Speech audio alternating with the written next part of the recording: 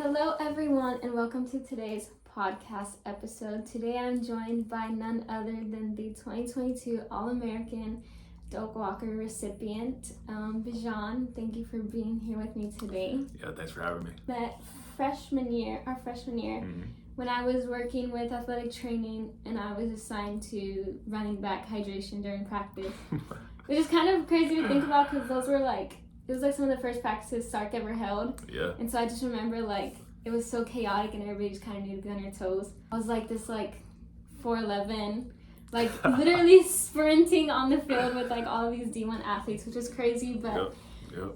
anyways, I think it's just funny to think back on because man, have things changed and skyrocketed. I know you're training for the draft right now, so if you just want to kind of talk about how that's going, who you train with. So, it's crazy that you say that. It's just time just goes by so fast, and just us being here to this day, and then just when I first met you, it's just all just crazy that we're here. But I'm training for the draft now.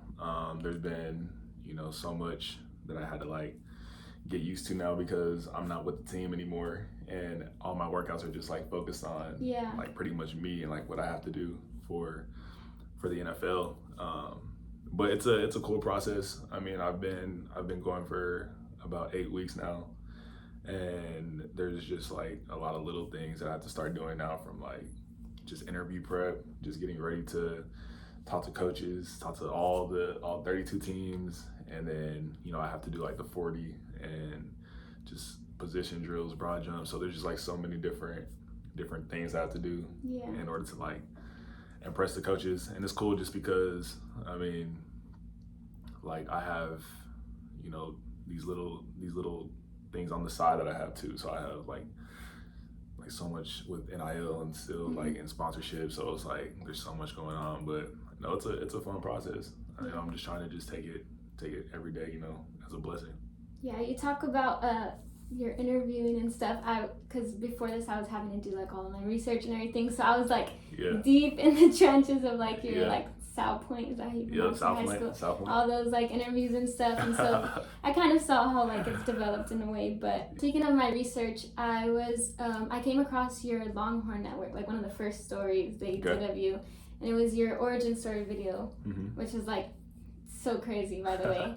Thank you. But I saw the segment of your grandma, and so I think it's just so funny. So if you could just tell the people how that the box your grandma has set up for you. And so my grandma, she has this box of broken chandeliers, mirrors, just everything. And from when I was 3 years old to when I was 10, just playing in the living room and just breaking everything. And she had in the video they probably show just this little box with just broken stuff in it, but she has 4 boxes all over all of the garage. And it's just crazy just to see man, I was this young, and you can tell the level of the game started so early, for me, because I'm over here just throwing the ball to myself, and then it'll be overthrown, and she would just let it happen. She wouldn't even care. She would just be this is what he loves to do, and she saw it at a young age. And so everything would get broke, she would be mad, but it would be all right, well, this is just he's just having fun, he's just being a kid. And then it's crazy, you talk about that story. There was just a lot of things that were probably in that story. My grandpa, he's just a really big just role model for me. And those two are the two that raised me. I had my mom throughout my whole life, because it was me and my mom at first, and then when my mom got married when I was 10, she moved 20 minutes away. So I wanted to stay with my grandparents just because the high school and the middle school that I wanted to go to was all in the same area. So that was a pretty cool story, just to see kind of my life and how I been raised. But yeah, it's crazy that you talk about that, because now I'm about to pay it all off just for her, and get a mirror. It's just gonna be pretty cool. It's funny because when I was younger, I have 3 older brothers. Yeah. So it's kind of where my love for football grew. But so are you? Did your older brothers just like instill like toughness. Just Yeah, like for you sure. always had to compete with them Yeah. for everything. Yeah. Yeah. But when we were younger, we all lived with my grandparents as well. Okay. And so we had like this hallway. Maybe that was like maybe this wide. Yeah. Like from me to you, like it was that wide. Actually. And like we would like quite literally play football like from end to end. And like I mean more so them. Yeah. More so like they would tackle each other and then I'd probably like jump in the pile or like wait for like a ball to pop out or something. Yep. But my grandma would have like she had this angel statue to just always get like broke. Yeah, in the end of it. And so it's still there today, just like a little bit taped up and like whatever. But yeah, I thought that was funny to talk about. How was it living with your grandparents? Like, you think it was? It was nice. Yeah. It's I'm big on family, so it's just nice to like have awesome. everyone there all the time. And That's I mean, cool. Yeah, with my 3 older brothers, we all like get along and we all get along with each other's friends. So like it's just like this, like there's always something to do with them. We're always doing stuff together. Yeah, I'm the same way. So first of all, the way I want like the podcast to go is like we're gonna have like some like more like nitty gritty questions that I'm sure like your fans now want to know, and then the second half will be like quick little fun like lighthearted questions. Got you. Which I like things like this and like your Longhorn Network video because I feel like it allows your fans to like put like a personality and everything to like the jersey number. Yeah, absolutely. But anyways, getting into it, I wanted to ask you how hard the decision was to declare for the draft. I remember like my freshman year reading a article on you saying that I think people at the time were like asking you if you were thinking about transferring or anything like that, and I think you just responded like you feel like your purpose here was just kind of like turn the program around or like build something here at Texas. And so my question is like, I mean, I feel like you've done that. I'm sure you feel like you've done that. And if that made like any difference in your decision to go ahead and leave or. Yeah. So my faith is like a really big thing for me, just my like love for God and what he has for my life. Like it's a real thing for me. And, I knew that this is where God wanted me to be. Was here at Texas, and there's just a lot of talk just saying like you can get paid so much money if you leave, stay, I mean go somewhere, but I'm like this is what God has for me, like everything's gonna work out here. And that was like the end of my freshman year when all this was happening, and like everything was, there were just so many things that were surrounding me that I could have got distracted on. Like my name was in the Heisman as a freshman, like there's just a lot of different things that can steer you the wrong way and that can distract you from so many different things. And, for me, like understanding that my faith is so big, I knew that, if I just stayed here and just stayed, on the right track, knowing that my purpose was here, like everything was going to work out. So like when my sophomore year came, when NIL happened, there was just a lot of different talks saying like, I think Bijan's gonna try to go to like Georgia, or I was like, nah, man, like I gotta stay here. I gotta, put my loyalty here, and I'm like such a loyal guy. So like, if I make a commitment somewhere, like I'm not gonna leave that commitment unless it's like it's like you have to.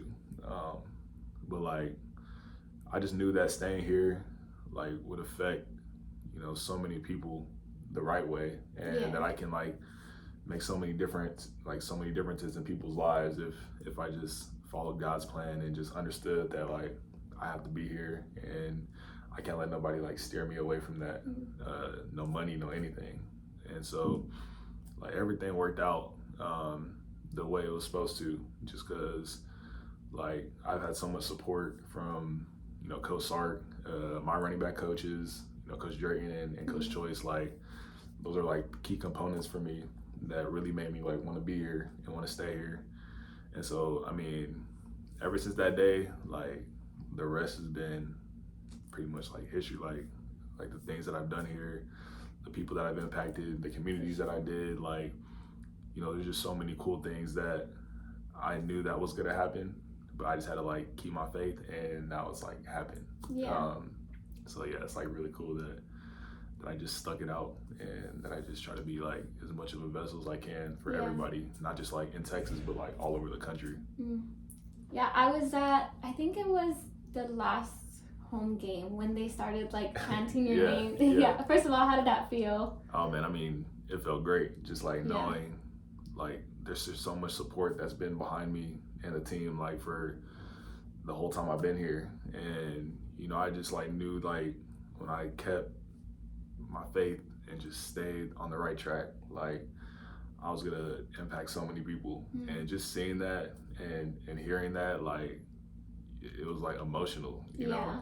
And like I was still in the game, so there were so many different things that were like going on. My emotions were like happening, and then hearing that, you know, I was like, man, this is crazy. This is crazy. And I'm like looking in the crowd, and like people are like crying, and I'm like, this is like insane. So yeah, that was a cool moment for sure. They were everybody was like, oh, they're chanting, like, because at first we're like, what are they chanting? Yeah. Like, oh, they're chanting Bijan because it's like his last game of and I was like, I remember thinking like, he'll be back. And then like it took a while to like come out with a statement or something. So my family was like, what do you think? I'm like, how? Like, I don't know. And then I started thinking, I was like, maybe he's leaving. I know. Even in that moment, I mean, like how did you feel in that moment? I mean, you were like there. Yeah. So like I never like asked somebody else's perspective. I thought it was really cool because normally like when you have a fan base, when you have whatever kind of like just following, it's hard, especially with like a team, it's hard for everyone to collectively agree on something. But I think like everyone here at Texas can agree like on how big you impacted Texas and like how good your career was here. So that's nice. I thought it was pretty cool. Talking about the fandom, what kind of legacy do you feel you're leaving here, and then what kind of like impression or influence do you feel you've left on like not only just like young Texas fans, but just young football fans or young sports fans in general?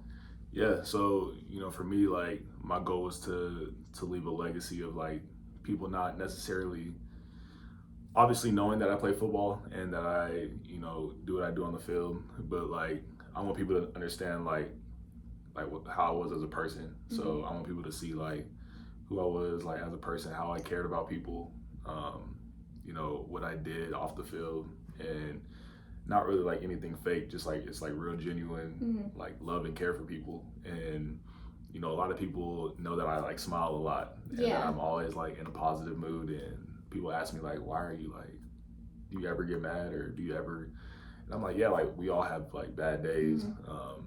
I mean, I show mine a little different. Like I'm not the one to like lash out and stuff. Like I'm always I'm just gonna think about it and just move on. And I think that's just because like my faith, really. But you know, it's cool to hear people say like, you know, like Bijan, like I love what you do on the field, obviously, but just who you are as a person. You know, it's just like it helps my life and it helps their life. You know, in such a big way. And you know, I see those kind of things, but it's just like when it's actually being said and people are like getting emotional and it's just felt, you're just like, man, like I'm just, this is like why I do, you know, what I do, and this is why I know that, you know, God's blessed me to do, you know, so many awesome things, you know, on the field, because I try to impact it on people's lives off the field as well. At what age did you start playing football? And then do you feel like there was anything that you did differently than other young athletes that like kind of made you not just good, not just great, but like separated you from, you know, the rest? Yeah, so I started playing football at 5. So I played flag football for 2 years, and then I started tackle football at 7. And when I was 1 year old, like my first haircut, I had a football in my hand. So I just knew that like God gifted me to play football. And, you know, I understood that like obviously I love the game, and like my grandpa, he was a Pac-12 referee. So just me being around the game all the time and getting to go to college football games when I was younger and seeing so many different athletes that came out, that's just what like kind of drove me. But I think, you know, for me, I started at 7, like I said, and I played running back immediately. So that's been my position all my career. And I think for me, like I always watch YouTube videos. So I watch YouTube videos of like legends like Barry Sanders, Reggie Bush, just so many like awesome players, like awesome running backs that did it before. And I would just like mimic their moves just and I'll be in my office. We have an office at my house, and I'll just be mimicking their moves and just like putting couches and putting just pillows, you know, right there, and just juking out the couch. Like, no one is not gonna go nowhere. Yeah. And another thing that I did, I used to get in so much trouble for it, but like when me and my mom would go to the grocery store, or if I'm in a grocery store with anybody, or just seeing anybody on the street, like I would just juke out somebody. Like if somebody's walking this way, I'll just make a move on them. You're that person. Yeah, I was that kid. And like people would like, you know, they would try to make a move. Like if I'm doing something, like they would do something too. So it was just like really cool. And the actual cool thing is, like when I was in high school and, you know, my name blew up and everything like that, in high school, you know, I would go in the grocery store and those exact same people would be like, Bijan, like, do you remember when you were a kid, like you used to juke me? I was like, it was like total strangers, so I didn't know who that was. Yeah. But as soon as they said it, it was like, man, just how far I've come. Yeah. From doing all of that stuff as a kid to doing it now. It's cool. And then like your other question from like separating myself, I think that those were like the little things that I did always as a kid. So when I'm playing Little League football, you know, I was never I hate getting tackled. Like that's the thing that I just hate to do. So I'm always trying to like juke out everybody and just never get touched. And that was my mindset. So when I would go into it and go into games, like that's what I felt that separated me from everybody. You know, every year was knowing how to, you know, make people miss and, you know, make people get in different situations where they're just confused or getting like into different binds. So I think that's what helped drive like my talent and just going off of like what the gift that I've been given really. So how has it been seeing yourself grow, not only as a person or a player, but like as a public figure, and if you feel like things have changed or have they have not changed? Yeah. So I mean, obviously, like if you do like sports or if you're an actor, you know your life's it'll change in the public eye. And like for me, I like it, but I like it for like a different reason. Like, you know, it's hard for me to go anywhere and to do anything like normal, but I like to do those things just because like I love to just see, you know, happiness on people's faces. And, you know, I don't like when like a celebrity will go out somewhere and they're like jerks or they're like mean to and rude to other people. Like for me, like I think that's just an opportunity that can make somebody's day, or you know, it's always somebody's first time seeing you. So you want to make their first time like the best time ever. So like people like some like my friends are like, bro, you don't have to take every picture or like sign every autograph. And I'm like, but I feel like I have to, like, bro, like that person is gonna like cherish that like forever. And I think that's just like such a cool thing for me. But like your name, like for me, like I don't really focus on the media and all that stuff. Like my name's always in the media all the time. But I think that, you know, I don't think it's anything bad. I mean, I hope it's nothing bad. Like nothing bad happened. I think for a while you were on Yik Yak just servicing just because you're like always on your scooter. No, yeah. I heard about that. Yeah, like, I mean, they'll find like just so many like different things, but you know, I try not to like focus on it because I feel like if you focus on it a lot, it'll like start to consume you, and like your head's always gonna be in that kind of stuff. But yeah, I mean, just being a public figure, I think that like I've just been blessed to like handle it the right way and have just, you know, God bless me with the personality to kind of get along with everybody and not be a jerk ever. Just be a nice guy to somebody. As you kind of transition away from Texas, what are some of the qualities here that you're going to miss? Just kind of playing, not even just playing ball here, but being in the city or studying here. Yeah, I mean, just all the relationships I built here. You know, for me, like I want to be an actor, so you know, just even taking acting classes here and just meeting so many like people that literally have no interest in football, but in a whole nother field. Yeah. Like it's just been like really cool just to see how people are in their own field and in their talents, and you know, like a really cool person that like I'm like super close with. Like he's like we text almost like every other day is Matthew McConaughey. Like just having him in my corner and letting him help me just, you know, be a better person in a different way and just be a better like actor, you know, eventually when I want to like try to get in that field as well. You know, it's just been so cool just to see that and to see the people that he's introduced me to and the people that I've met since then. You know, it's just been really cool to do that here, like in this city. And I mean, even just, you know, the little different, I mean, like nuances, like the park, the lake, like, you know, I don't know where I'm gonna get drafted, but you know, I know that I loved it here and that I just love to just be around, you know, those kind of atmospheres. And, you know, I'm a big music guy, so like music was a big thing here. And, you know, I love just like so many different types of music. So, I mean, just having that here was like so cool. And, you know, being able to experience so many different things and meet so many different people, like, I think that's gonna be like the biggest thing that I'm gonna like miss here the most for sure. So you've talked about like some of the people you looked up to, some of the players you looked up to growing up, that kind of influenced you in a way, but was there any like actors that you looked up to? Yeah, absolutely. I mean, my favorite actor, my favorite person is Matthew McConaughey. But like, my favorite actor is Ryan Reynolds. Like, I just love just what he brings on and even off the screen. Like, who he is as a person. You know, he's always nice to everybody, and he's always trying to be a positive light into somebody's life. But like, he's so versatile in his acting. Like, he can do so many different things. He can be a comedian.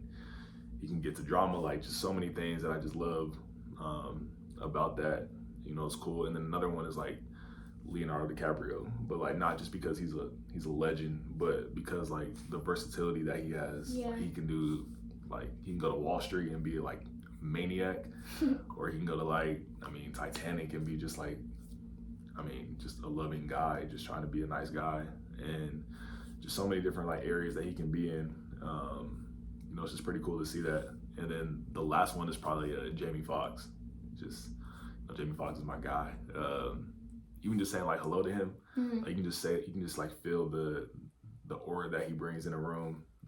Like, he's a super funny guy, but you know, he's always turned on. He's always reading the room. He's always trying to watch, you know, who's around him and what's around him. So, you know, I kind of saw a bit of like his acting without even acting in a movie or something. Like, he's doing it in real life. So I think that those are my guys in terms of like my favorite actors for sure.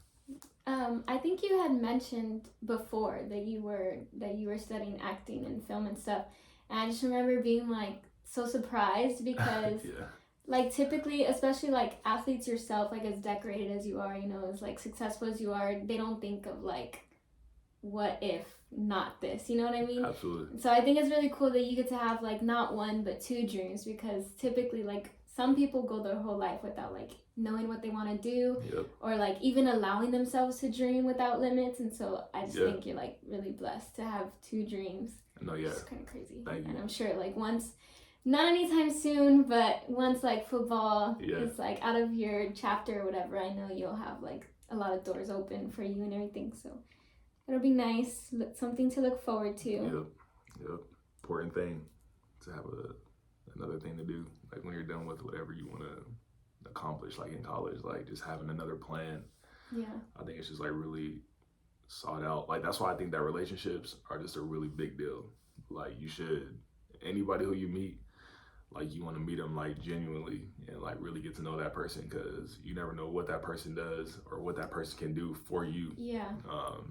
So that's why like I love to meet so many people in so many different fields, because if they get to like really know you, and without like the football and like your name, like just actually get to know you as a person, and whoever it is, like, I mean, me, you, anybody, like meeting that person can change your life. So that's why I think it's like cool to meet so many different people. Okay, so now we're gonna transition to like the little more like lighthearted, whatever. So I know you have been to a couple concerts at Moody. So just like, which ones have you been to? Which were some of your favorites?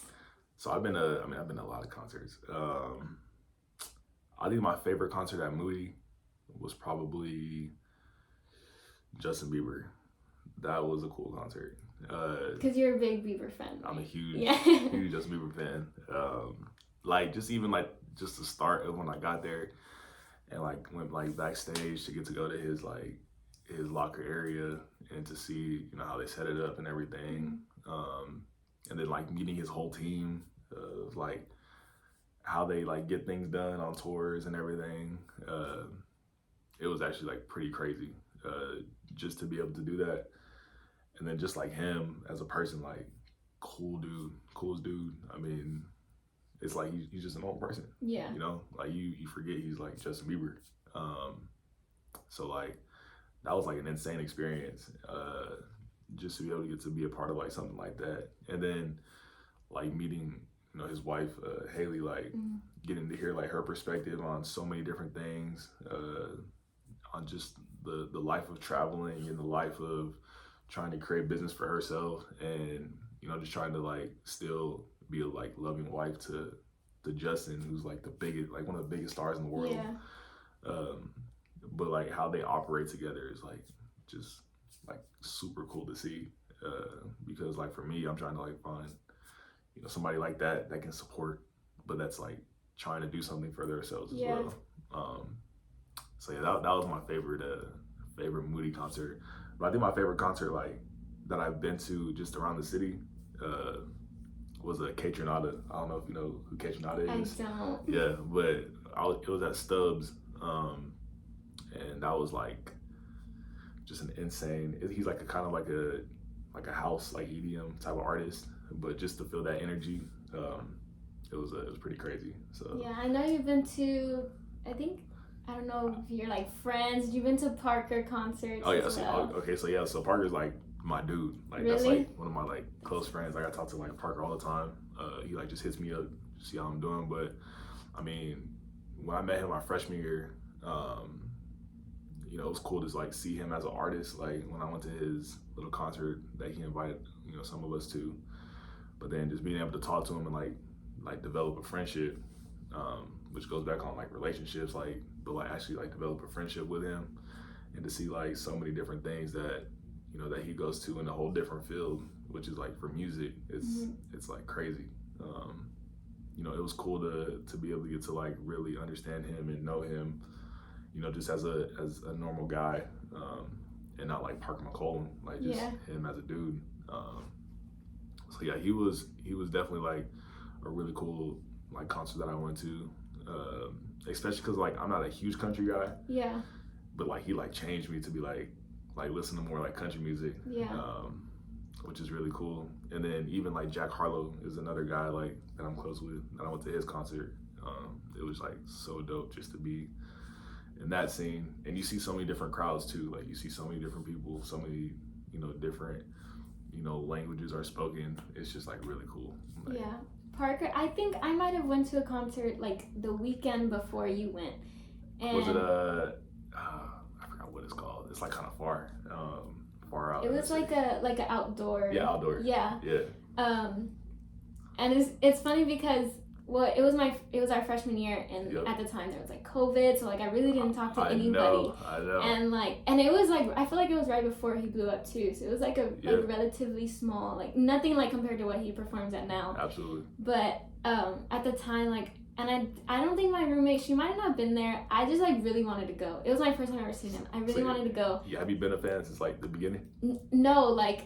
You just want to go? Yeah, I just wanted to go. Like, I liked his music, but I wasn't like a complete fan. Okay, but I wanted to go, and so I remember I texted my apartment group chat, like not knowing anybody. I was just like, "Hey, does anybody want to go?" Yeah. And so me and this girl went, and like never met before, but like we like jammed out together, cried to songs together. That's crazy. And then like after like we never even spoke again. But like I'm like I kind of yeah, like because we had just met that night, and then like we never really like stayed in touch, but. I mean, I think it's kind of nice because it's like we have that time together, and then it's just like we just have that to remember each other by. That's why I love concerts too. Like, you can just meet people and just not even know who they are, and just jam out, and then that can become like a cool friendship. I mean, it's just crazy.